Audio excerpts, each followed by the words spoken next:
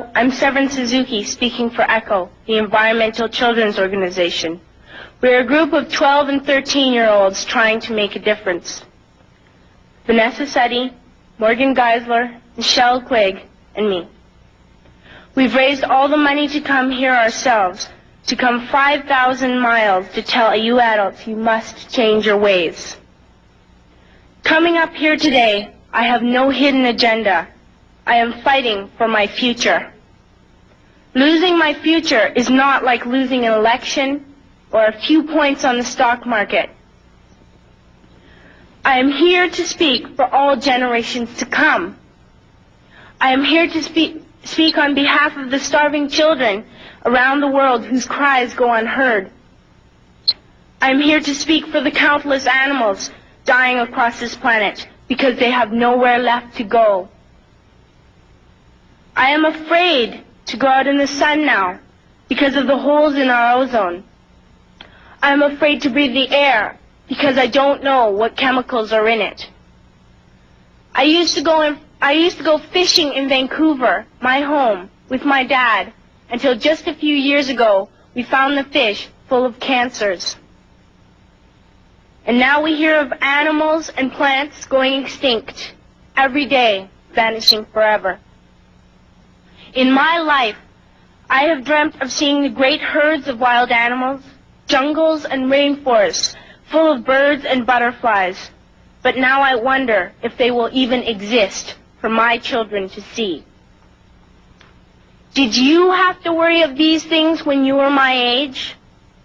All this is happening before our eyes, and yet we act as if we have all the time we want and all the solutions.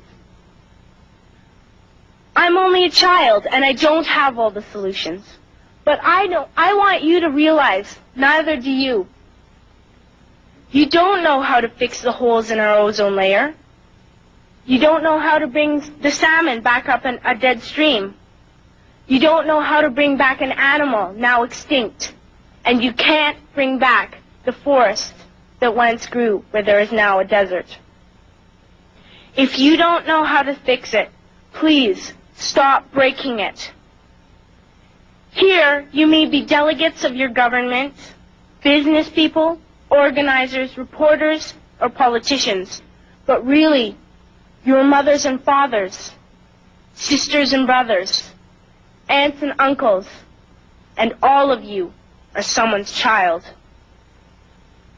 I'm only a child, yet I know we are all part of a family, 5 billion strong. In fact, 30 million species strong.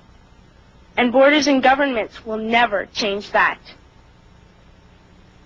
I'm only a child, yet I know we are all in this together and should act as one single world towards one single goal.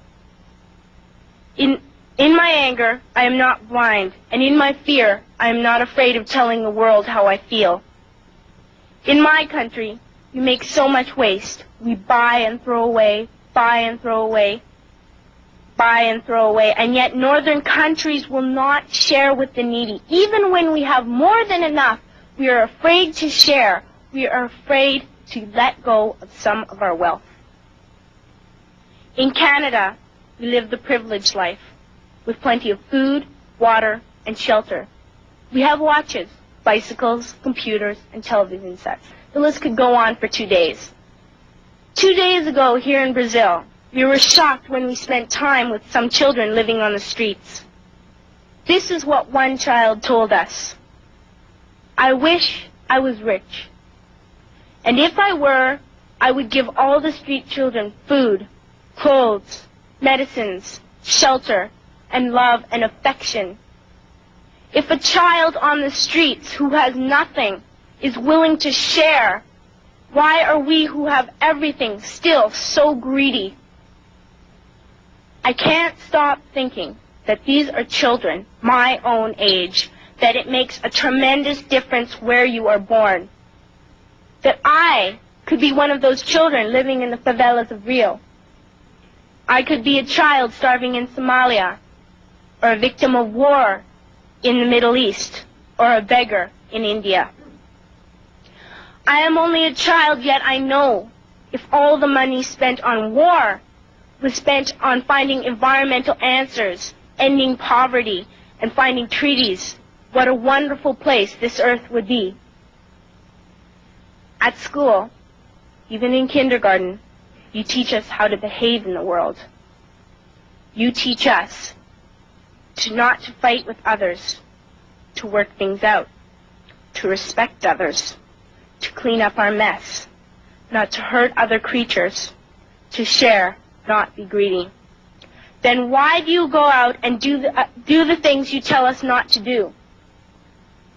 Do not forget why you are attending these conferences, who you're doing this for. We are your own children. You are deciding what kind of a world we are growing up in. Parents should be able to comfort their children by saying, everything's going to be all right. It's not the end of the world, and we're doing the best we can. But I don't think you can say that to us anymore. Are we even on your list of priorities? My dad always says, you are what you do, not what you say. Well, what you do makes me cry at night. You grown-ups say you love us, but I challenge you, please, make your actions reflect your words. Thank you.